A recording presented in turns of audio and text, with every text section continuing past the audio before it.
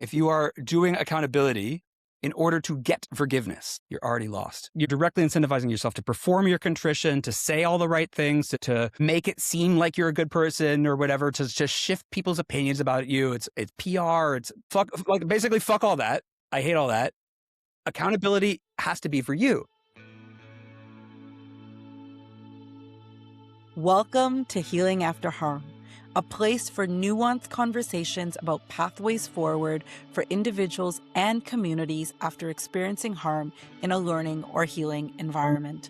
We'll be covering topics like accountability, repair, how to rebuild your life, responding to allegations, finding your voice, and more. Now, these conversations go to real places, covering topics like sexual abuse, psychological abuse, emotional abuse, financial abuse, amongst others. Please take care of yourself, taking pauses or stopping as needed. I'm your host, Heena. Let's dive in. Today is a really special episode as we often speak about the perspective of those who have been harmed or impacted and the communities and how they can heal when abuse happens within healing and learning environments. Today, we're flipping the script and we're going to be talking about healing and rehabilitation for those who have caused the harm. I was so excited when I first met our guest today, Mischa Byruck. I mean, I have often thought about when conflict happens, who is working with the person who has had the negative impact on others? Who is doing that labor if the person who's caused the harm wants to change? And not a lot of people who step up to do that work.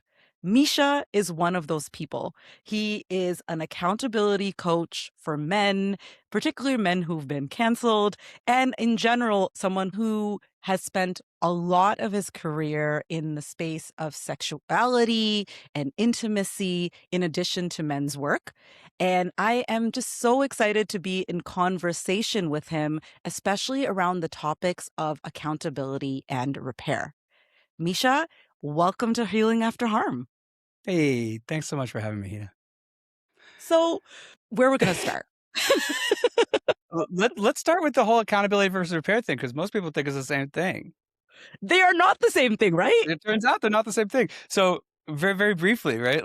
I think it's very important. Like, repair requires someone else to be there. It requires, frankly, something to repair. A lot of times we could be very, very hurt and harmed by someone that we're actually not really wanting to be in relationship with anymore. There isn't a relationship to repair, right?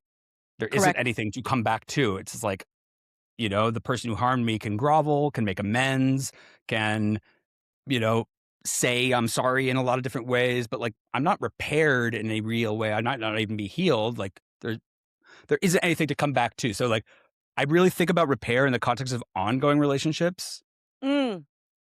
I don't really think about repair when it's like that harm happened. I think of amends. I think of confession. I think of coming back to a shared reality. I think of coming back into right relationship, or rather, not right relationship, but like some form of karmic balancing can occur. But the biggest transformation that can often happen is one of accountability, which is much more of an individual journey for the harm doer. Let's just use that dichotomy for now, although I try to take a completely non-binary, non-dichotomous approach to all of this. But yeah, accountability doesn't require the harmed person to agree. Accountability doesn't require the harmed person to participate. Frankly, I so appreciate that distinction because when I started talking publicly about my own experiences with my former teacher, people were like, he needs to pay, he needs to do better.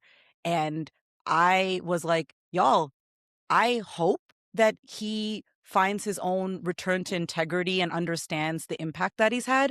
But I am not interested in yeah. in being in relationship in any shape or form with this person. I am not interested. I am not available, right?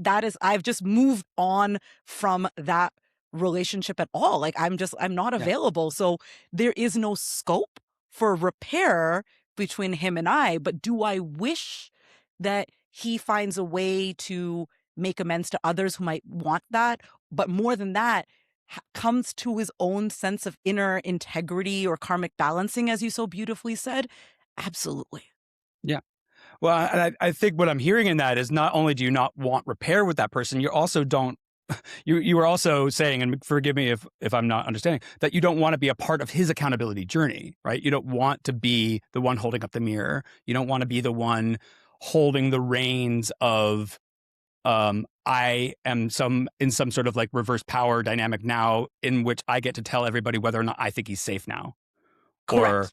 Yeah. right, like I don't right. want And to be part of his accountability journey. Nope. I've done this for 10 years. I've worked with hundreds of clients individually, across a range of spectrum, almost all men, but generally objectively and relationally powerful. It is so often the case that the people that my clients have harmed don't want to participate in any kind of a dynamic around them, including a repair dynamic, but also just like, I don't want to be part of your journey. Like, I want you to do it, Yes. but but like, I don't want to be part of it. I don't want to do it for you. I want to be the policeman making sure that it happens. Like, I don't want to be your oversight committee. I don't want to be your, like, just, I don't want, right? Like, my healing journey requires not to be involved with you. Yes. Yes. And which right, when a lot of kind of like the kind of banal interpretation of restorative or transformative justice will be like, no, the only way healing happens is if we all just force ourselves to come together, harmed person and harm doer, and we just like sit in a room together until somehow magically healing happens, and again and again and again. Right. And this is obviously, like, I have professional friends in the restorative and transformative justice worlds. They don't believe this, but a lot of people on the Instagram will. Right. And I just wanted to say that's often the case. I don't believe in forcing harmed people to like have a role in a harmed person's journey or a harmed doer's journey. I don't think that healing has to look a certain way or that repair has to happen for accountability to happen, right? So what I am not a repair facilitator. I'm an accountability coach. I take men, typically, although I have worked with people of all genders, who usually have gotten some sort of like information or input from the outside world. Like, a group of people canceling you is like an extreme form of that. But even if it's just like your wife saying, hey, you've got a problem, right?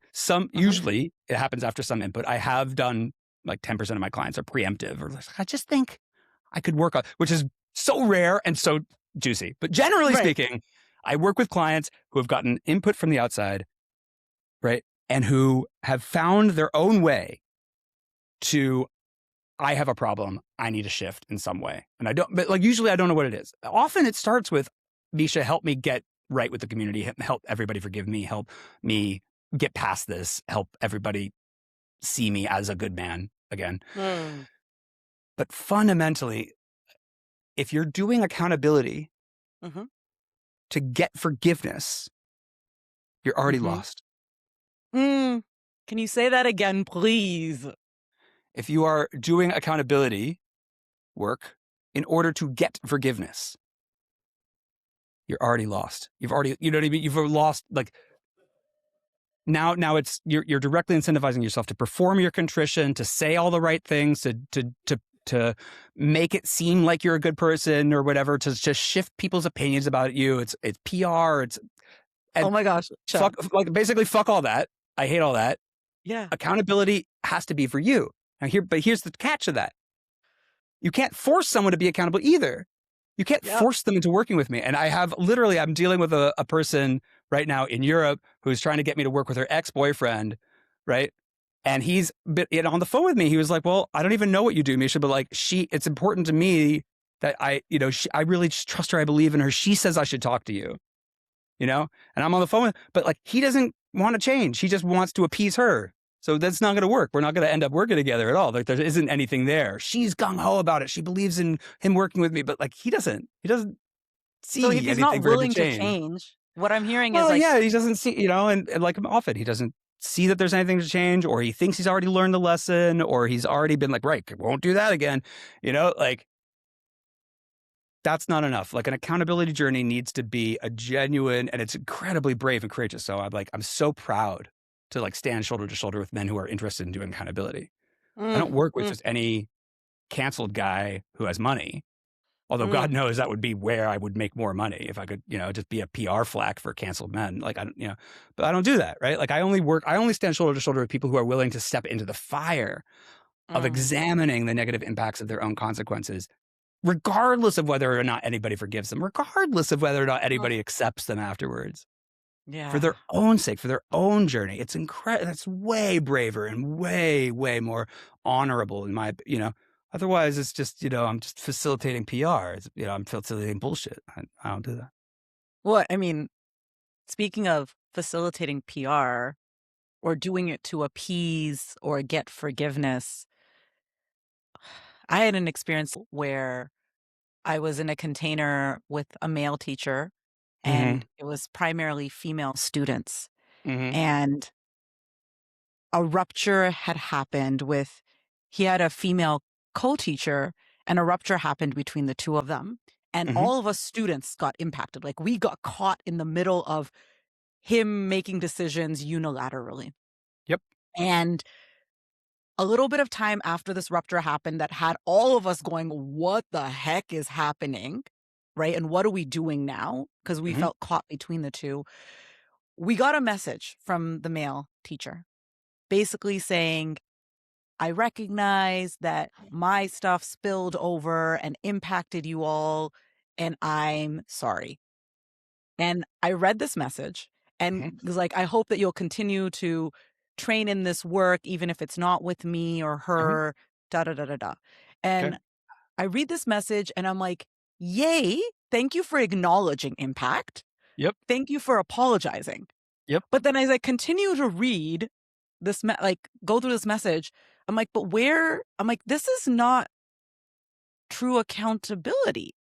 Like there was something that was missing of, like, if you want to, not even accountability, if this is repair, actually. So now I'm like thinking about the words and the way you're No. saying it. It could be both, though. It could be both. You're Like, right. I think your initial instinct is probably true. Like, and most of us can tell. Most of Yeah. us can feel when someone's been on an accountability journey Right. or not. And not to be binary about it, but most of us can feel when someone's really examined in themselves, like not just right. Like it sounds like he got a few of the layers. Like layer one, actually say the words I'm sorry, tends to like layer two, acknowledge impact. And in his case, right, it's tertiary impact or secondary impact. I made a Right. decision or had a rupture with one person, but I'm acknowledging that because you're my students, it impacts you, and that, there might actually be a restoration of integrity for him or repair about the way that he made the decision or way that he handled the rupture because he was out of his integrity in a way that, like, for instance, disregarded you right? All that's fine and beautiful and good. But like, But after what? that, there's a space for you to engage with me, for us to try, like, what do Sure. you all need? None of that was there. And what was so fascinating for me is Mm-hmm. that in that moment, I could see the fawning response In yourself. or in myself, because I was like, yay, he apologized. And then I'm like, wait a second. Is this a full restoration of trust? Do I feel comfortable being in this person's environment? I'm like, no. And I'm like, what's missing here? And it's like, oh, they only apologized because they think apology is enough. And it makes me think about how many places, like, someone's like, I fucked up, and they think the apology, like you see the Instagram message or the post or on their website of, we are sorry, but then there's nothing after that. Like there's no meat on the bones. Like Yeah, apology is great, but we're so starved as a society to even hear apology that we think apology is the be all end all. totally. And not only are you like not alone, like I'm a professional accountability coach and I do the same thing. When I get an apology, I'm like, oh my God, it's okay. Like I just immediately rush to be like it's all is well. It's like, don't worry about it. I'm so great, especially when I get it one from a man, Ugh. who's hurt me, right? Like, oh, I know it's so rare, Right. You and know, it's so I'm rare. so eager to not be like the unforgiving asshole. I'm so eager to like get back into, happy, relaxed times that I do. I gaslight myself. I trample over my own yes and no. And I've learned, I mean, like I am getting better at this as a Right. recipient of apologies. right? Yeah. A lot of my skill lies in having fucked up a lot in my life and therefore getting good at fucking up little bit better. Okay. But like, Which is, I was going to say, I'm like, do you want to tell people how you got into this? Because I have gotten better at like saying, no, like I'm not, like I appreciate you acknowledging impact, but like there's a few more layers here that I would need for me to feel resolved, right? I tend not to use the word healed or repaired generally, you yeah. know? I really hate that actual, like, not hate's intense, but like repair implies completion.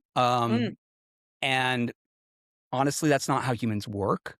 mm, You know, mm. like this idea that like, okay, if I just like, there's a rupture and then I glue it back together with a bunch of sorry and I'm sorry. And then I kowtow and, apologize and genuflect and make amends, whatever. But now it's repaired, right? You can't even see that the crack was there. It's all gone. It's repaired. We're good.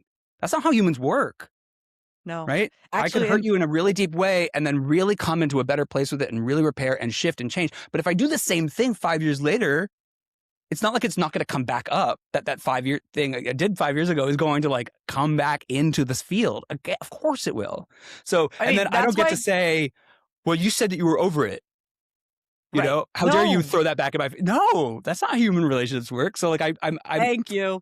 I challenge this idea of like being able to get over it. All right. So that's number one. Yeah. But yeah, the second thing is that there's still something here. And I'm curious for you about if you can go back into this experience of like what would have been juicy or nourishing for you to hear or experience in this apology. It would have been, hey, I messed up. I'm sorry. I understand there's impact. And I am available. I Mm, know you placed your trust in me as your mhm, teacher, right? I made a commitment to you. I broke that commitment to you, and mhm. I want to do better. So I'm available for us to be in conversation. I want to hear more, like, and go, I am going to work to rebuild your trust. There's, Well, there's a couple of things. I'm yeah, going to break it down. I broke my commitment to you, and I'm yes, available to you. yes, Neither of which sounds like they were in the first one, in the one that you correct, actually received. correct. So, right, what I really want to highlight there is that I broke my commitment to you, my students, is a pretty direct acknowledgement of a breach of trust that's direct, right? So I'm not saying, hey, I'm acknowledging secondary impact of something that's got nothing to do with you, right? What Right. you're seeing is, oh, there actually was a breach of impact that the first acknowledgement, a breach of integrity or a breach of an agreement. Mm-hmm. Mm-hmm. What was that? Just out of curiosity, what was the breach? In the middle of the offering, Mm, there was a commitment of there's going to be a certain mhm. container that Uh, we're going to be in. uh, We got started in the container, and then the container fell apart. It was like, right. we're done. In other words, to simplify it, I committed to lead you on a journey, Yes. and I'm breaking my commitment to lead you on that journey because I'm getting out off the journey. I'm leaving I'm leaving you Well, in the middle it's of it. actually, how we said we're going to do this journey has now Uh, changed. So now you can go this way or that way, or go on your own way. Right. So it's mhm, like sort of we've been led into the wilderness, and now figure it out. I'm sorry. If you want to come mhm, with me, you can. But if you go elsewhere, I wish you well. mhm. Yeah, I mean, it feels like, and this is by the way, this is what I do with my clients internally, right? Is ideally don't force your people that you've hurt or impacted to do all this emotional labor for you, but since we're here, we'll do it, right? But like, is getting to the heart of the harm, right? Abandonment, Yes. betrayal, Yep. disrespect, right? Not, I'm sorry that I didn't email you guys sooner, or I'm sorry that I had a fight with or a rupture with my co-teacher. That's not really the healing thing. The healing thing will be to see that they're gotten to the point of understanding what the valence, what the essence is of those specific actions. It's important to name the specific actions that they did that were Hmm. fucked, but like to actually name, like, oh, I acknowledge that I have betrayed the trust that you put in me. And I Hmm. acknowledge that what this fundamentally is, what I'm doing right now is an abandonment. I'm Hmm. abandoning my students, or I'm abandoning or something, right? And I don't know the details. And part of what I would do if I were to work with this person would be to support him to get clear on like, what is the thing here? Like, what is the essence of your harm? And I would actually make it like, were there agreements that you're breaching? Either explicit or implicit, you Right. know? Right. How, Yep. right? Like, which both count, I don't, Yeah. I know all of us are trained to think very legalistically about this stuff and be like, well, technically, fuck all that. Like, I don't care if it was technically a breach or not. Like, if it's energetically a breach, if there's an implicit promise, most of the harm that I deal with, most of the harm that exists in the world is relational, right? Yes. Yep. Even the And bombs I we're will say, dropping pale in comparison and volume of harm to the number of like interpersonal marriages and relationships across the world that like is where most of the harm happens, where most of our trauma lives. So like, I'm much more interested in like all the different layers and contexts and facets rather than like, did I technically break a law? Did I technically, break an agreement? Because that's where a lot of us hide. A lot of us hide yes. in And the well, safety of the technicality. I will say, for me, there was a sense as I sat with it, I'm like, this doesn't feel complete. And then I'm like, oh my gosh, we received this. It felt like, and it could be my projection, but I'm gonna, as we're diving into what it is and why it didn't fully land for me, Sure, it sure, was, sure. oh, they're apologizing because they want to make sure we continue to study with them and their other offerings because they're Right. recognizing, shit, I broke trust, so let me apologize for me to that an apology will help restore the trust so that they continue learning with me. Yeah. And that's not in and of itself a problem. But where it becomes a real problem is when you're seeing that like there's two clues here. One, if it came quick, right? Mhm. That's often like a sign of like, oh, they haven't taken the time to understand all of this, and they're trying to like paper it over, make it better, get me to get cool with it again so that they can keep on making money for me or keep on like being in good standing with me or so they don't get canceled and doesn't ripple out. Like, they're trying to do damage control rather Mhm. than accountability, right? Mhm. And the second is, if there is kind of and I think that doesn't, I don't know what, but from what you described, he did say something about like, even if you don't continue with me or not, right? So there is actually a kind of an openness to be like, right.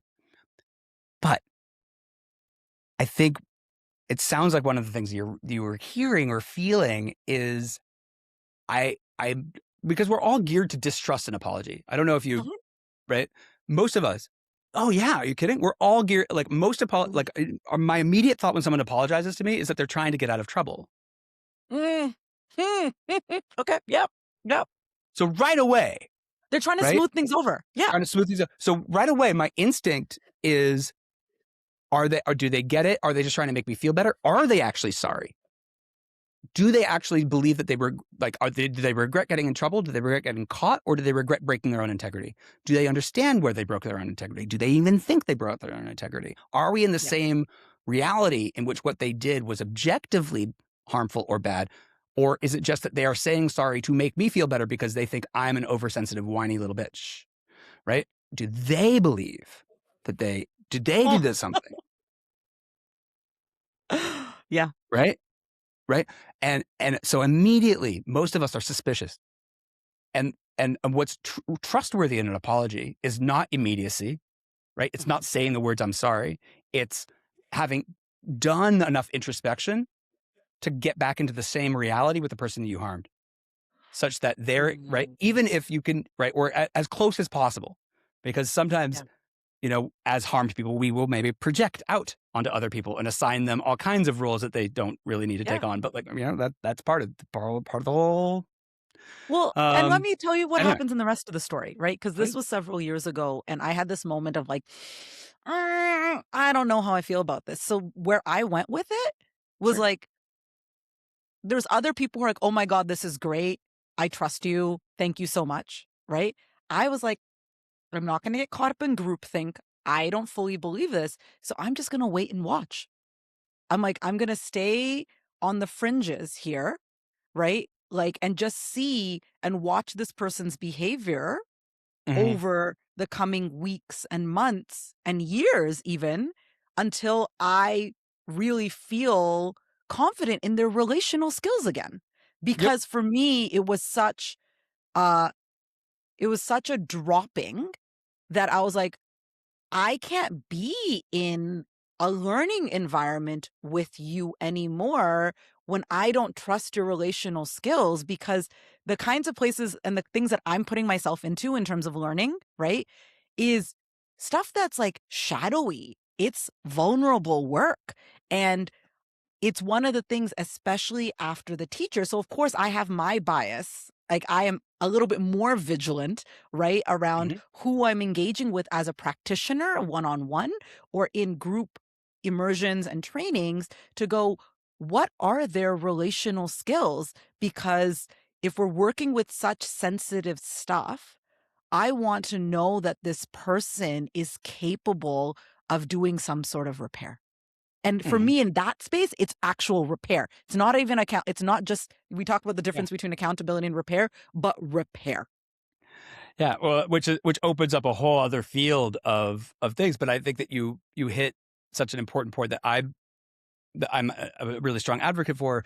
Whenever I talk to professionals, especially men in the sacred sexuality world, or in any kind of world where they're working with women in vulnerable ways, where they're working with people in vulnerable ways, that like getting really, really good at fucking up. And when I say good at fucking up, I mean knowing your own shadows, knowing how you tend to react defensively, or in like, do you tend to, when someone gives you feedback, do you tend to get really angry and defensive, or do you tend to collapse? It's usually one or the other, right?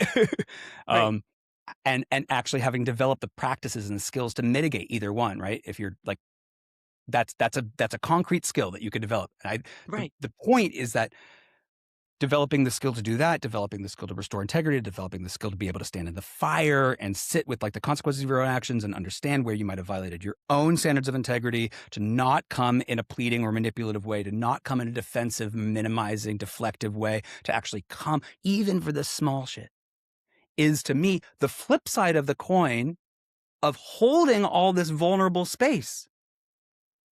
And I want to emphasize And actually that you're saying even the small stuff, yeah, because we're recording this podcast on the heels of the news about the Rape Academy, right? And there is so much that can be like, how did we get here? And I think it's that, where have we not been catching stuff or talking about behavior and impact and relation stuff, like, and shadows? Because for yeah. like, not to totally side rail, but there's a place of this small stuff that you're speaking of being aware of our shadows, of when we're not in integrity, even when it's small, and having that accountability, like the internal accountability around even the small transgressions. Yes. And what I see again and again is that is people who have leaders often who have taken on a huge dharma of like sharing transformative practices in incredibly risky contexts, sex, psychedelics. I have a lot of clients who have fucked up in the psychedelic realm, right? Kink, trauma healing, right? If their like goal Yep. is to be trauma healing, who don't have the skills of accountability, repair, restoration, right? Or introspection, right? Who have never even thought to develop this as like an area of skill. And to me, it's like 50%. 50% of Yes. the time you spend on developing this hyper skilled thing that makes people very vulnerable about you. 50% of your time should be like spent on developing how do you handle it or navigate it when you fuck up even just a tiny bit. It's tiny bit, right? But what I see instead is people who are like, that's not important. That's like, oh, that's kind of whatever. But that's not my area. I don't really need that. Like, I really believe in consent, or, and they can use words like shadow or integrity or accountability. They could, right? But we all know, and actually it's very, very traumatizing and incoherent for someone who's obviously not being accountable to use the word accountability, or for someone who's not walking a path of their own integrity to use the word integrity. It's incredibly traumatizing to see someone do that. Because it's incoherent. Yeah. And incoherence is a huge trigger for trauma. And then those words are then thrown around, right? Because when someone experiences harm, right, in small or big ways in these Yeah. learning and healing environments, and they try to go to the person going, hey, one of the things that often happens is they're like, oh, that's just your material. That's your shadows coming up. It's hitting your pain points. It has nothing to do with me. Yeah, this is the classic deflect in spiritual spaces. Like that's amongst people who do what I do, this is like so predictable. And right that's part of why it's such like a sacred responsibility, because part of what the student is coming to the teacher for is to be shown where their own shadows are, and where they tend to project. And especially Yeah, especially because like as students, especially as students in a realm that's incredibly vulnerable, we tend to project mommy and daddy roles onto our teachers. We tend to like totally. seek bubble. So like holding that, and this is I used to teach daddy kink, like, and what I daddy kink I is very, love very it. sexy. But one of the things that I was proud of when I taught daddy kink was like having men come up to me afterwards and be like, "Holy shit, I don't think I'm in integrity or responsible enough to be a daddy anymore. I'm going to stop." Oh, my system just went, You know hearing what I'm that. saying? Like, and I was like, good. Like, I want people walking away from the work that I do being like, oh God, maybe I should slow down in the work that I do. Maybe I have been taking liberties. Maybe I've been like assuming that I understand consent, assuming that I understand trauma, assuming that I understand women, assuming that I understand the femme, assuming that I understand my own shadows without actually having done that. Yeah, Especially if I'm getting feedback from all these other people saying, oh, you're really fucked up, or like, hey, I'm really harmed by you. It yeah. it boggles my mind the blinders that we could put on. Um, and I say this because like I believe in people who like I love working with people who have a huge dharma. I love working with charismatic Mhm. assholes. You know what I mean? Like I'm compelled by them. Yeah, Like I really really I have a vision of a world like in which charismatic assholes are just like, really good at fucking up. That's like a skill that they learn, like learning how to drive a Formula One car. If you're a fucking really good, if you want to go race Formula One cars, or if you want to go rock climb, you get really really good at like mitigating all the potential harm and damage that can come. But like it yeah. blows my mind that people can enter into somatic spaces or sacred sexuality spaces without having developed all of those safe rock climbing practices or safe driving practices, where like the only thing they think about is, well, permission, right? I get consent. I just make everything's Well, consensual. this is a hill I will die on. I mean, you and I have done so many trainings in a wide range of things, and so little time in these healing modalities, trauma informed places, like things that we're learning all these skills, somatic skills, etc. I've been reflecting on this is that basically none of them have had any dedicated time on accountability and repair. I It's know like it's weird. if you want to go learn that, you got to go separate. Like you got to go learn conflict mediations, like do a conflict mediation training. Yeah, Do which is what also like not it. right, but do you know what The I'm saying? conflict, Like right? Like we're conflict learning mediation is vaguely legalistic, and it's about like two equal parties. Like there's already like no, no, like no. go learn Accountability for NVC especially elsewhere. because accountability after harm while in a position of power, right? Which is the essence of what I teach. I teach Right. people who are in both informal and formal, like both structural positions like teacher or boss, right? As well as informal, like holding identities or of privilege or less marginalization than the people around them, like financially more successful, status, et cetera, like all sorts of layers of power. Owning harm from that place and owning, right, often looks like a huge level of leveling up around your understanding of power. I cannot tell you the number of fucking gurus who are totally locked into a victim mentality. Oh, and I call this actually, I have a cute little thing for you. I call this the cancellation formula. Oh, tell us the cancellation The formula. cancellation formula is power Mhm. plus a victimhood mentality Mm. times defensiveness. Oh gosh, you nailed it. Right. And the victimhood mentality is really clear. Just to be clear, the cancellation formula is not what gets you canceled. What gets you canceled is the abuse of power, the misuse of power, the ongoing refusal to take accountability or look inside yourself, et cetera, et cetera. But the cancellation formula is what a lot of my canceled clients have in common. because it's what makes it impossible for you to change the shitty behaviors that get you canceled. Yeah. If you've got a lot of power, it means that people are less likely to give you feedback. It means that you're more likely to continue going the way you've been going because you've got all that power, and people are intimidated Well, to give you feedback. I'll connect it to, talking about the victimhood mentality. So a lot of abuse happens in the Indian classical music and dance world. Very similar to like ballet, like, these like, or being in like competitive sports and dance, right? Where you're coming to this place and you want to become excellent, but you add in the Indian classical music and dance world, which is parallel to like the philosophy and spiritual world as well, is there's the Guru Shishyam Parampara, right? The teacher student relationship that is sort of really exalted in culture, in Indian culture, right? That if you want to learn these classical art forms, aka sacred art forms, right, you need to bow your head in devotion to your teacher.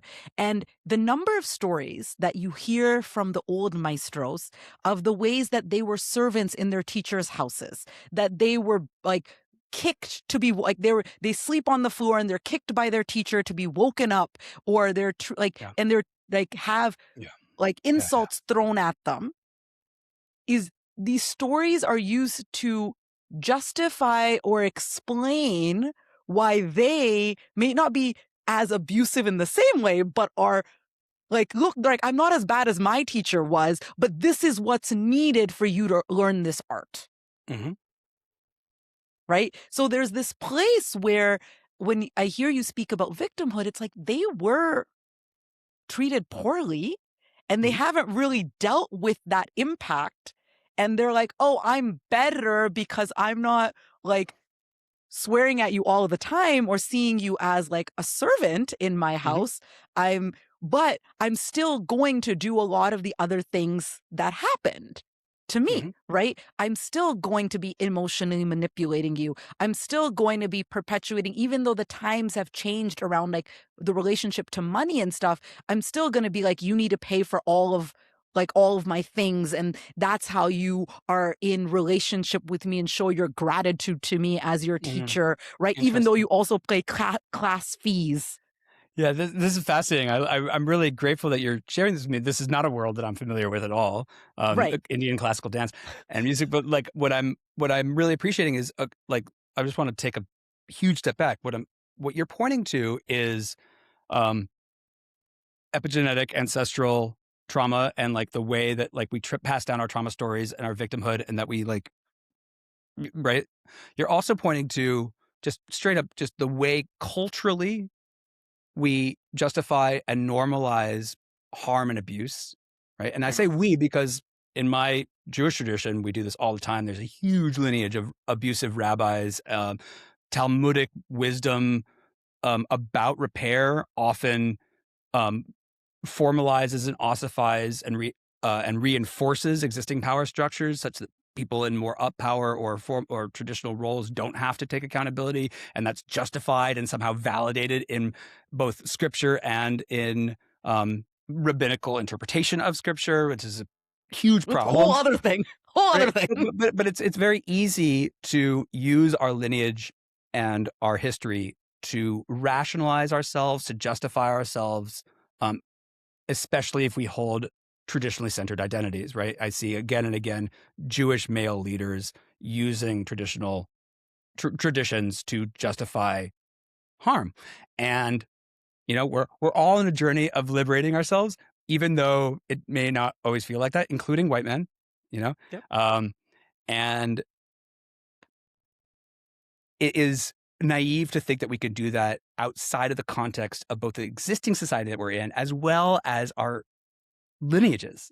Yes. We have to account for Yes. the reality of what we've been fed, how we've been raised, etc., and recognize that what we're doing is an evolving like process of liberation.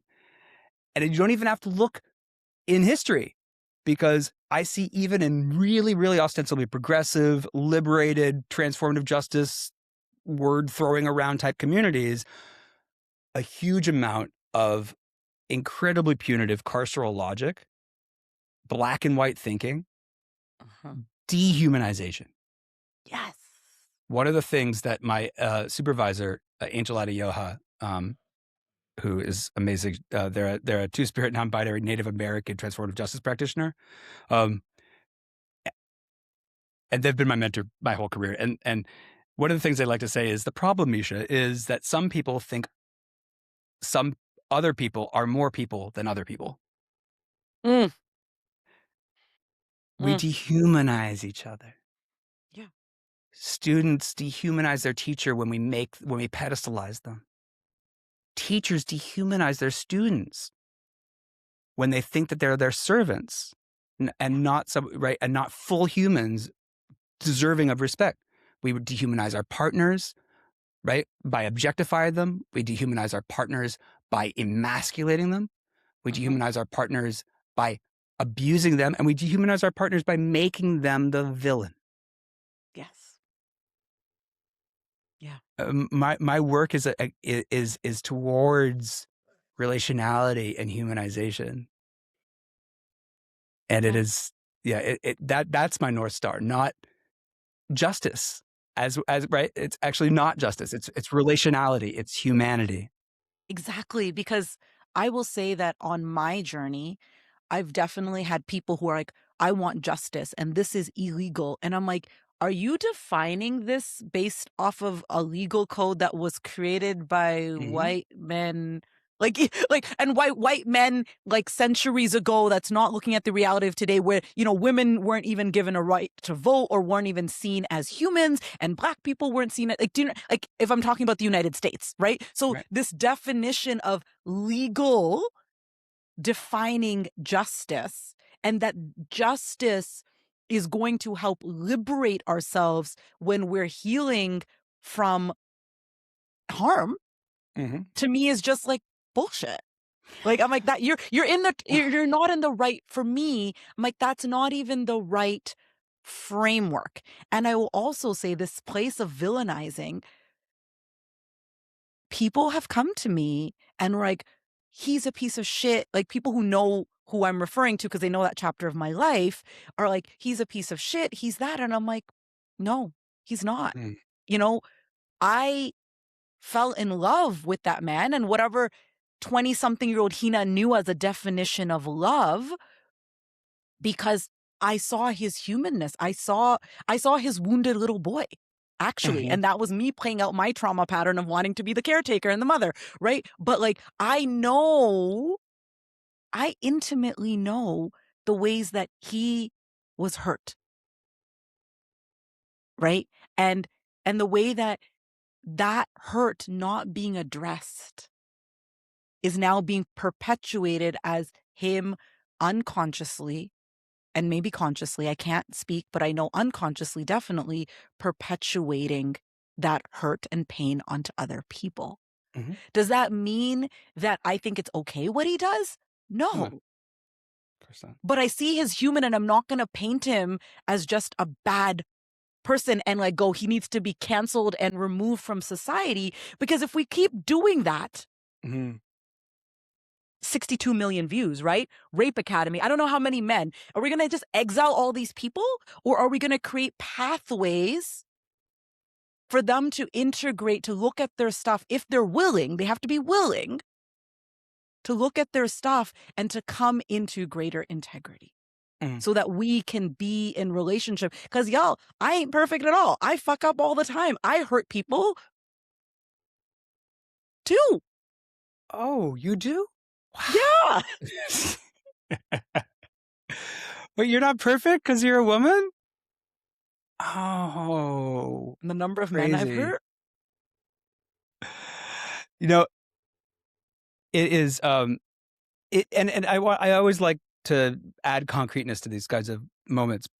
So like one concrete way to bring about these changes is to seek out accountability practices and integrity practices in the teachers that you work with. It is very easy to get suckered in by like very, very charismatic people. I have done it. We've all done it. We've all been like, oh my God, you're so amazing. You got so many followers. And I just feel so good in your presence. But like I mean, like I do this in my personal life, like optimizing for accountability skills in how I seek friendships or in where I make decisions to get closer to people regardless of gender, So right? tell Like us more details. when they fuck up in a little bit, how do they handle it? Mhm. Right? Like actually check, right? Is this like when this person fucks up a little bit, how do they handle it? Right? Right? Just like I think it's like a classic consent education skill set when you're advising subs or bottoms or, you know, recipients, et cetera, to be like, suggest that they go to a movie, and then if they don't like the movie, see how they handle it. See how they handle very, very small rejections or no's. Like see how they handle it when you don't want to go to that restaurant that is suggested. See how they handle tiny little setbacks or like you wouldn't even call that a rejection. Just kind of like see how they handle it when they don't get their way around something small. Because if that's how they handle it when they don't get their way about restaurants, think about what it's going to look like when you don't want to give them a blowjob, or when you're even a little bit hesitant, or right, are they even going to be at all interested in reading your body language at that point, right? And I Because would, right, you know, putting it into a learning environment space, right, is that if you aren't able to make it to a rehearsal or a sure. class, right? And are they like, well, if you don't show up or like you need to not come to something because there's something happening in your family? And they're Mhm, like, well, this should be a bigger priority than your family. Like those are mhm, bigger than these small transgressions, but I'm just connecting them mhm. like for the sake of the context that we're talking about Yeah, and that's here, not really right? about accountability, but that is about values. What you're talking about is like, oh, like what I'm sensing here now is I'm getting a sense, and this is the really confronting thing, because this is what you right when you orient your sense of justice, fairness, goodness, and healing, and rightness to like an objective set of standards, then it could be very soothing and comforting, right? There's I know what's right and I know what's wrong. But Hmm. when you orient, as I do, my work in the world towards individual people's sense of integrity and accountability, you run a very big risk, which is that which is what everybody eventually asks me about, which is what if the man genuinely wasn't out of his own integrity? What if he just doesn't Mm, care about mm, assaulting? What if there's nothing, even if he feed him acid and put him naked in a room full of mirrors, he'll walk out and be like, yeah, I feel fine about what I did. mm, Right. And that very like, so here's generally what I believe. Most people want to be in right relationship with each other. mhm, It's very, very difficult in the cis heteropatriarchal capitalist society that we live in to do that. mhm. But most of us want to be relational, want to be in right relationship with others, right? Absolutely. Um, and most of us don't want to do harm. We want to be successful. We want to meet our desires and our needs, et cetera. And we often want to dominate and control, especially if men, right? But we don't really want to harm people on the way to power and success. You know, Mhm, it is very possible to be in right relationship with each other and still achieve excellence and still be mhm, successful. mhm, And it's very, yeah, I just feel like it's important to remind ourselves of this. And it's important to acknowledge where your values mm. might not be aligned with that person's values. And that doesn't necessarily make them wrong or bad. If they've got a way of teaching, right, that they're like, yeah, that's how I believe it is important to teach. Mhm, I'm not going to sit here and be like, that's objectively wrong or mm, bad, right? This is where a lot of cultural differences come into play. This is where age and right, the what is it called? Generational differences come into play, right? Maybe that's the best way they know how to teach. But maybe actually that's a very like honoring thing that they're giving you a very transparent mm. view into how I am intending to teach you. Yeah. These are the value, and like this is my container. This is how I'm going to hold it. That doesn't make me bad or wrong, right? That's how I'm going to hold it. Mhm, mhm, And this extends to like I'm not going to be a complete moral relativist, right?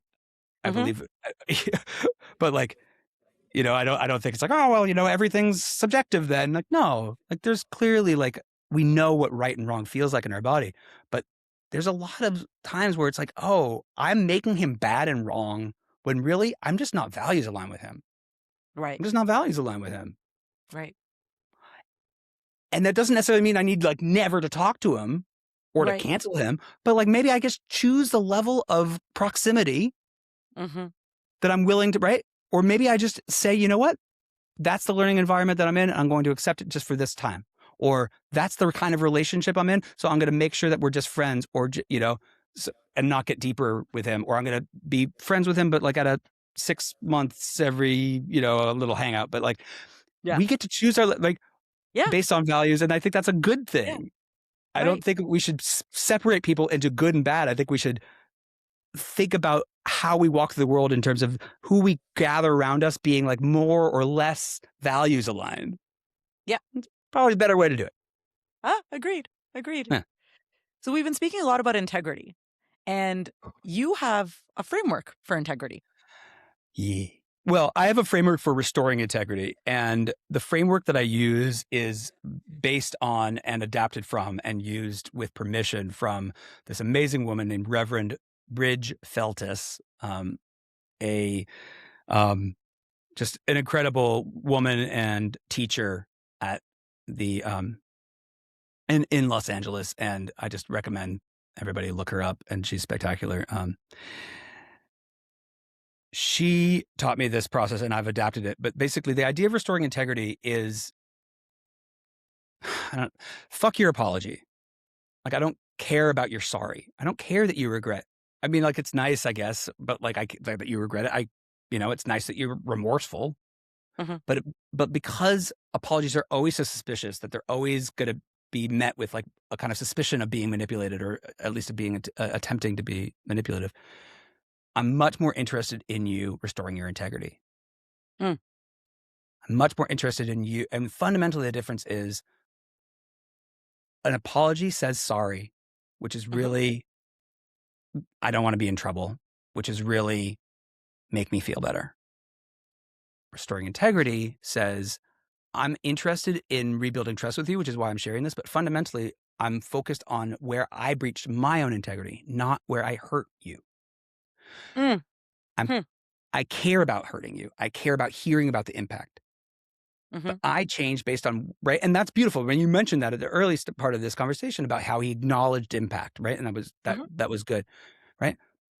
Acknowledging impact is good. It's a relational skill. But restoring Mhm. integrity is when I can see I've violated my own standards. It's important to me not to abandon people midstream, and I've broken my own integrity. It's important to me to honor my agreements, is a classic one, right? To do what I say I'm going to do. But it could be more than that. It's important to me to not railroad people in conversation. It's important to me to not be disrespectful, especially to women I'm dating, is another one. And Mhm. important to me. Mm. Mm. I care about it, Mhm. regardless of whether I got in trouble, Mm. regardless of how it makes you feel. The project of this sharing is not to make you feel better or to get out of trouble. The Mm. project is to invite you or to request that you witness me restoring integrity, Mm. by which I do, yes, I name what I did. I name the impact. Mhm. I name the incoherence, right? Like how I was out of integrity, Mm. specifically how I violated my own standards, right? Because I walk through the world not as a bull in a china shop, not as a little child just trying to get out of trouble, Mhm. but as a man of integrity or a person of integrity, Mhm. committed to honoring my own standards, regardless of whether I get in trouble, regardless of whether it hurts your feelings or not, frankly, you know? And this is my violation. I'm asking you to witness me, to be relational. Mm. Then, yes, I might offer you regret, remorse, apology. So it's not at the beginning, it comes Eh, much later in the in process, if it does. order of operations is different. Really, what I see in the example that you gave is that what he did was great in that he acknowledged impact and said, "Hey, I fucked up in some way and it impacts you guys." But then what he should have done is said, "And now I'm going to go examine where I was out of integrity. I'm going to get back to you all," to give himself the space, right? Because I'm not naive. Like, it does sound like there was a need for a relational acknowledgement in that context. Mhm. But the mistake was to try to put all of the restoration of integrity and all the accountability and apology into one message, right? Under a quick deadline to get everybody to be cool again, and not create space for further conversation and not declare his intention to do any more introspection, right? To assume that this is good now. We're good now, right? Right? We're good. We're cool, right? We're cool. I mean, I've said sorry. What else could I do? Mm. Mhm. Fuck that. No. Create space. Create space for yourself in order Mm. for you to restore integrity. Hey, just want to acknowledge this sucks. Like, I'm going to take some time to examine this. But Mhm. for now, here's the new paths, right? And or right away, you would have relaxed your nervous system because now he's staking his integrity to coming back to the topic, Mhm. Mhm. right? And demonstrating trustworthiness by saying, I'm not someone who's just like is gonna freak out until I'm out of trouble, but rather Mhm. someone who knows how to stand in the fire, even if it's for an inconvenient length of time for myself, Mhm. for as long as I need to examine my integrity. Not, Mhm. oh my God, it's hot. I don't like it. I don't like it. Please get me out of trouble. Please forgive me. Please make it okay. Mhm. Mm. Then you talk about prevention and then you talk about amends. Mm. Right? What am I gonna do differently? If it's so important to me to not break my agreements, what am I gonna do differently in the future? Not to, I mean, there's times when like you can restore integrity by being like, it won't happen again. But most of the time for like the big relational ruptures, you really have to think about it. Like what new insight, what new practice, what new class or workshop, what new boundary am I creating in my life or in my work such that I don't do this again? Mm. And then, yes, you can also talk about amends, how to make it better, how to like, actually balance, right? Add some of that karmic balancing, including something like I will create space proactively to hear how this has impacted you. I'm not going to try to skirt around that by being like, oh, sorry. Mhm. I'm sure this sucked for you. Okay. I don't want to hear it. Mhm. Can we get over it? I don't want to say, Yeah. yeah. So a big part of restoring integrity is being willing to not have it be okay, to not ask for forgiveness, to Mm. not pressure someone else to be cool with it now, Mm. to not have them commit to like never bringing it up again because I've said sorry. I'm restoring Mhm. integrity. That's the opening to a repair process, not the closing. Hmm. So, Mischa, I really appreciate this framework. And it's interesting because you were talking about the apology at the front versus the apology that comes later on in this restoring integrity framework. And there's also this place of apologizing to someone or apologizing at someone, right? Because Mhm. I think we've grouped everything of apology, but there's ways that apologies actually land and feel relational, while there's ways that apologies, like you were saying earlier on, that am I apologizing just to get the forgiveness to make myself feel better? So, can you talk to us a little bit about different types of apologies and what is truly something that comes into this place of accountability or being relational and what might not be so relational? Yeah, I love this framework of like when I see people apologizing at someone all the time rather than apologizing to them or offering them an apology. And apologizing at someone can sound like, oh, God, Heena, I'm really, really sorry that I did that thing. And I understand that it impacted you. And I feel really, really terrible about myself. And it's like totally out of my integrity. And I am, yeah, I hope that you can forgive me. And I hope that we're done now. Like, I hope that you are okay with this. This is, like, right. In other Yeah, words, I mean, I feel the close offness. I'm like, where am I right, in this? of course you do, right? Because exactly, wait, thank you. Where am I Where in are you? this? I don't know. Right, and oftentimes, what that reveals is like fundamental self-centeredness, and right, part of what you feel is the relational severing, right? An Hmm. apology should bring us closer together, Hmm. like fundamentally, right? This is a relational practice, and I think that sounds abstract. What it should be is like this is a connecting thing. Like if I apologize to you in a good way, it should connect us. It doesn't mean that you should like bend over. Oh my God, Mischa, I forgive you. Everything's fine. That's not what I mean. That's not connection, Hmm. right? Connection is that every part of an apology or restoration of integrity should be rebuilding trust, not Mm. necessarily affection or comfort, but Important trust. distinctions. Yeah. Trust, right? In other words, you get to still be really mad at me, especially if my apology includes me owning shit that you didn't even know about, right? Mm. Like where part of my confession is telling you something and you're like, oh, motherfucker, I didn't even realize it was that bad. Now I'm mad at you. And again, right? Again, relational. Or I'm mad at you in a deeper way. Good, relational, right? What I'm doing with restoration of integrity is not shutting down connection, but rather opening up more possibility. Mm. I'm so committed to my integrity that like I'm able to own the way that I harmed you. Mhm. I own that it was out of my integrity to harm you. Mhm. I can see the impact and you've told me about it, and I can also speculate about what the impact might have been. And I'm interested in how this impacts you. I'm interested in how it lands for you. I'm interested in if you think that I've like captured it all. I'm interested in how you're feeling in this moment. I don't need you to make it okay. I don't need you to forgive me. You know, Mm. I don't need this to be okay to stay in connection with you. I don't need you to not be mad at me to stay in Mm. connection with you. Mm. And I can stand here with a straight spine and own these things and not need you to make it okay or anything. I'm just grateful to be in relation with you. That's Mm. restoring integrity. That's apologizing to someone. You're not even apologizing, but the energetics of what you're sharing, I just feel it in my system like, Yeah. Right. No, that's a great example. Like I didn't even say the words, I'm sorry, yeah, but right. yeah. By focusing on integrity and relationship and trust, I'm Literally, like, my system just went, oh, okay. Yes, I can trust you. yeah, I yeah, can, the permission field you created, yeah, right? There, yeah. a permission field was created. Mm, And that, like, what I felt was the permission field. And what I also heard was curiosity. There wasn't a mhm, self centering, there was an acknowledgement of your role, a sharing of what's happening in your internal landscape, and not going, and that's the end, mhm, but going, I've now shared this stuff and I am curious mm, to receive and hear how this all feels for you and wherever you might be in your process. I don't need your process to be completed at the end of this conversation, right. right? So the cycle Mhm, of relating continues. yeah, yeah, yeah. Where there's no emergency.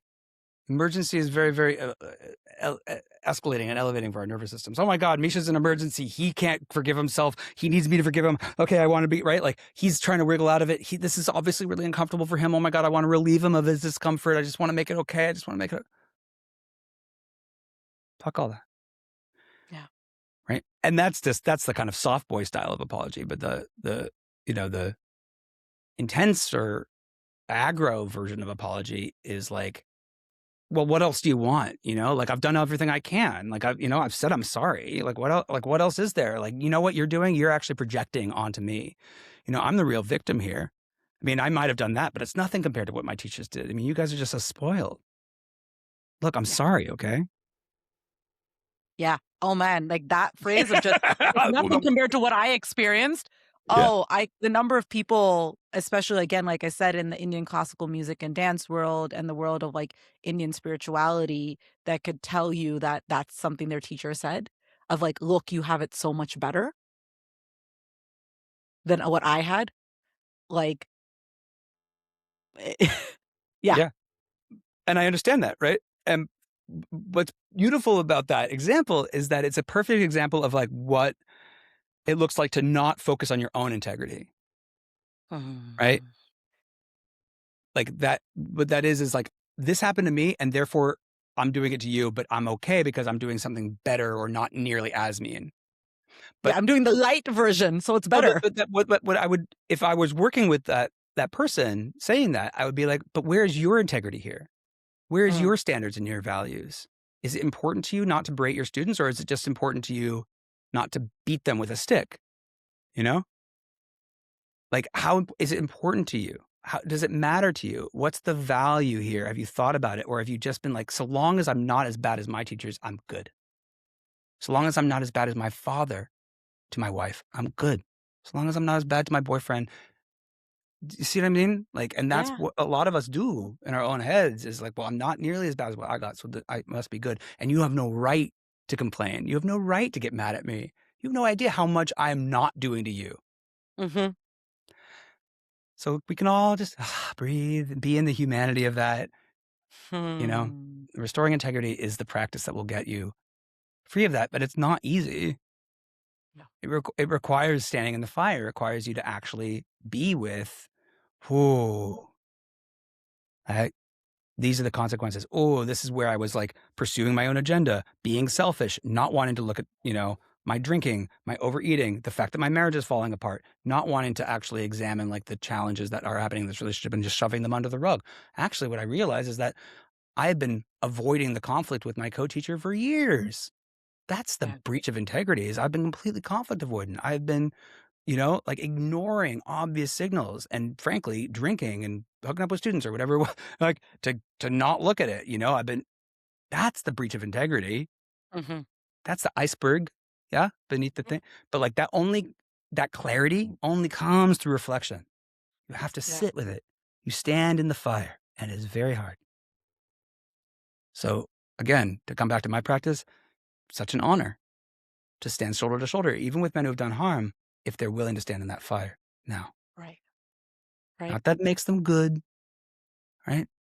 Just anybody who's willing to stand in that fire genuinely is someone I'm willing to stand next to. I am so grateful that you exist in this world and the Thank work that you do, you. because You I think too. Right back at you, Heena. I think, Misha, you've seen it, I've seen it. It's so easy to paint the perpetrator of the harm in any particular scenario as the villain and the bad guy and just write them off. And coming back to something that you said at the beginning, there are people who might come to you because they just want to make things better and get the forgiveness, right? Like it's surface level and you don't Yeah. work with them, Well, yeah, this is right? the thing. Like, I'm not saying don't write people off. Like, create your own boundaries. Guard your space carefully. You know, Yes. like I'm not even But when saying we're don't warn other people about. I'm not even saying don't cancel people or sue people. Like the world is, a dangerous place, and like I'm not gonna tell anybody what to do with their pain or their trauma or their harm or their sense of safety. Mhm. And I've definitely encountered plenty of people of all genders in my work that I wouldn't want anywhere near me or my community. And that if they were to come closer I would feel obligated to warn other people or to like protect my own space. Like, yeah, I just, 100%. I just want to name that. You No, know what no, I mean? thank Like, you. Thank you for naming that. I think what I was trying to say is this place though that and we should absolutely be creating the boundaries and all of that. I think there is a place where people just go, there's no hope or nothing can be done. And what I appreciate is that for those who are willing to stand in the fire, mm, those who are really actually willing to do the work, right? mhm. Not Yes, just do it for the sake of people pleasing or yes, restoring their reputation. yes, I really appreciate that there's people like you who will support them on their journey totally. because, like you said at the start, it is not the responsibility of the person who has been harmed Amen. to walk that journey to No, support, no. like with And that person. everybody in society will say that it is, Yes. you know, and it, right? Like conservative society will say it's your job to sue them and put yourself through 5 to 10 years of a legal battle that you will almost certainly lose and that you can't afford and that will traumatize you further. And will re traumatize you. Right. And progressive communities will say it's your job to hold their feet to the fire and engage in a 1 to 2 year long accountability and restorative justice process where you sit with them in a circle. Nope. I don't. I really, really disagree that it was ever a harmed person's job to do anything. You know, Thank I you. don't even. Thank You know you. what I mean? I don't think it's It's a harm doer's job to do anything. It's an opportunity. You know, Yeah. I Yeah. offer the opportunity to support. Yeah. And Yeah. frankly, like I would love the world to get so much better at this so that like that we could hold our friends in a space of their integrity. And oftentimes this isn't what happens. What happens is Mhm. our friends say, "Hey, I'm in conflict." And the implied job is for us to be like, "Oh my God, you're so right. They're such a shit." Right? Right. "Oh my God, you're just Right. such a hero. You're such a survivor. You're such a," right? Right. And then for men, it's like, "Oh yeah, she's just overreacting. You're cool, bro. I mean, like, God, it's not like, it's nothing. I mean, you didn't violently rape her or anything. You're good, bro. Come on. Yeah. It's so hard on yourself." Right. And we do this. We enable our friends because that's what's expected of us as friendship. And it is hard to like hold up a mirror appropriately. And frankly, it's like asking parents to do sex education for their kids. It's like, I don't think that that's an appropriate role. Like, I don't think your Mm. best friend should be the person whose job it is is to hold up a really, really intense mirror to your Right. deepest, darkest fears. Like, I don't think like, I think your best friend should do what they do best, which is love and comfort you. You know, Yep. maybe don't enable your worst behaviors, but, like, it's not I see this all the time, like, it's not it's gotta be our own job to, like, find places where we can be reflected bravely and stand in the fire. Yes. Sometimes what we need from a best friend or from close relationships isn't that. It's just to be held in our frailty and in our political incorrectness. And, like, sometimes what we need is a bitch session. Sometimes what we need is just, like, bro time, and, like, that's okay. Yeah. Like, you know what I mean? Like, I hate that, like But what it does bring me to is this place of when we're looking at markers of potentially healthy environments to learn in or have healing experiences in, is to look at the practitioner or the teacher and see like what's around them in terms of their accountability circle. Do they have mentors? Do they have people that they turn to hold this mirror up? Because as the yes. student, it's not your job either, No, I right? could But not are possibly agree more. Perfect. Yes, great example. it's one of the things that it's how I vet the people I learn from, is that who are they surrounding themselves with and how are they staying in integrity with themselves? Like, what are the processes? Um, or are they like, oh, I'm good. I don't need to learn from anyone. I don't need to work with anyone. I have it all figured out right now. Or are they continually in on their own process of self-reflection, right? Like, I coach people, I support people. I'm always going to be having practitioners that I am working with and the people that are like Yeah. going like checking me.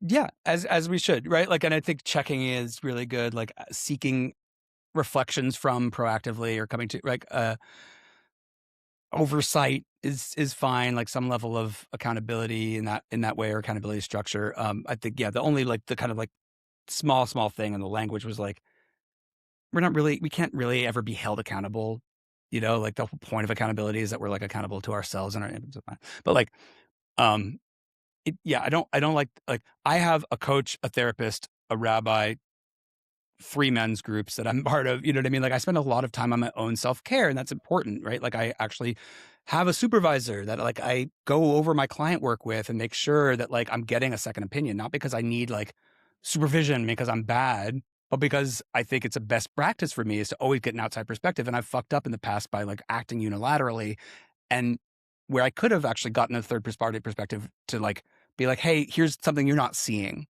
Right? Right. Here's like, have you considered this? Like, that's just like a good practice for my business, for excellence, for my commitment to excellence, not because I'm bad and I need supervision, So, like, I do seek that out and suggest that for professionals.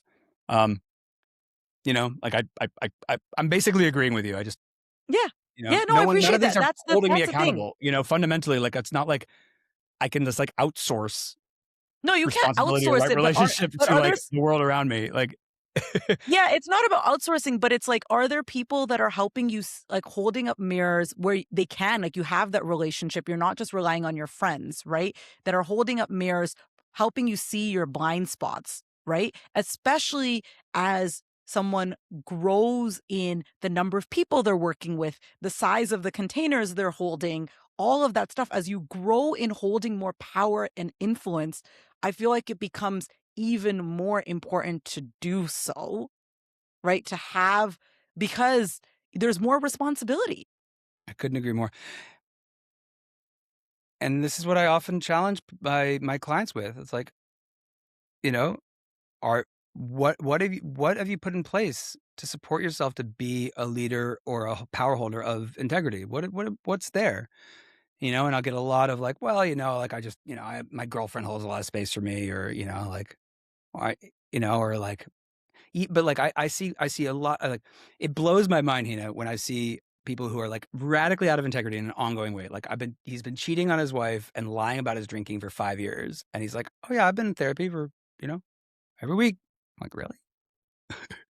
Like, Well, I mean, uh, in the realm of like teachings, the number of teachers who are older, who like their teacher has passed away, and they're mhm. like, oh, my practice, I do my sadhanas and that is enough. And I have a direct relationship to God and that is enough. It's like, Mm, mm. Yeah.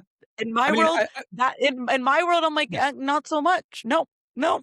Yeah, I would say that we need each other in this way. I think we need each other in so many ways. And I have a beautiful and direct relationship to God, and I don't rely on my rabbi to be my intermediary. But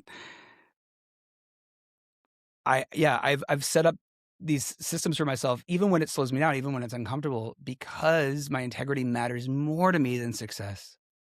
It's not I'm a man. I want success. I'm very, very ambitious, but my integrity matters more to me. It Yeah, just does. Like, I don't know, it's uncomfortable yeah, because, it would be really tempting to cut corners. It would be really tempting to, like, just, not pick up that piece of litter that's thrown on the you know what I mean? Like, you gotta train yourself to care more about your integrity than getting out of trouble, than people pleasing, than hurting other people's feelings. Care more about your wholeness. And that's really what we're talking about when we talk about integrity, is coming back to the essence of your humanity, not contorting yourself, but the essence of our humanity is beautiful. Again and again and again, I work with people, and the essence of their humanity is beautiful. yeah. We want to be a contribution to other people. We want to be channels and vessels for God's love. A lot gets in the way of that, but the essence of your humanity is really beautiful. It's not some, like, savage, you know, evil thing that you have to, like, quarantine and contain. No, no. Mm. Misha, it has been such a joy to speak Yeah. to you. Oh, Thank good. you so much for being here, for being in Mm. conversation, for the work that you do in the world. Um, Truly, I love you. I love what you offer Yeah. to the world, and I'm so grateful for the Mm. work that you do and your honesty, your transparency, and the way that you continue to invest in yourself, and use that even as a model for the leaders that you work with too. Yeah. Thank you for seeing me. And I know you haven't launched the podcast yet, but let me just offer you a blessing that it goes well, that it reaches the people that most need to hear it, and that it creates a platform for you and for the people that you bring on to spread important messages and a diversity of messages. I really love that. And may it be a blessing to you and to the people that receive it. Thank you so much. Mm. Y'all, I love Misha, if you can't tell. And I would love for you to engage with what he puts out in the world. I'm going to drop information in the show notes on how you can find him. He puts out great videos and other content. And if you know someone who might benefit from working with him, please do send him his way. If you have enjoyed this conversation, please like, comment, and subscribe, or share this with someone that it would help. Misha, before we close, is there Mm. anything that you would like to share with our listeners about what you have going on, or any final notes? The last thing I'll share is, this wonderful aphorism that I love. Like, if you learn to fuck up a little, it'll prevent you from fucking up a lot. I love it. I love it. So may we all learn how to fuck up better. Yeah, that's it. I love it. Thanks for having me, Heena. Thanks, Misha. Thanks for tuning in to this episode of Healing After Harm. If you've enjoyed it, please like, comment, and subscribe, and share it with someone you think it would resonate with. Your support is greatly appreciated. If you have any feedback, I'd love to hear from you. Feel free to reach out on Instagram at Healing After Harm Podcast. Until next time.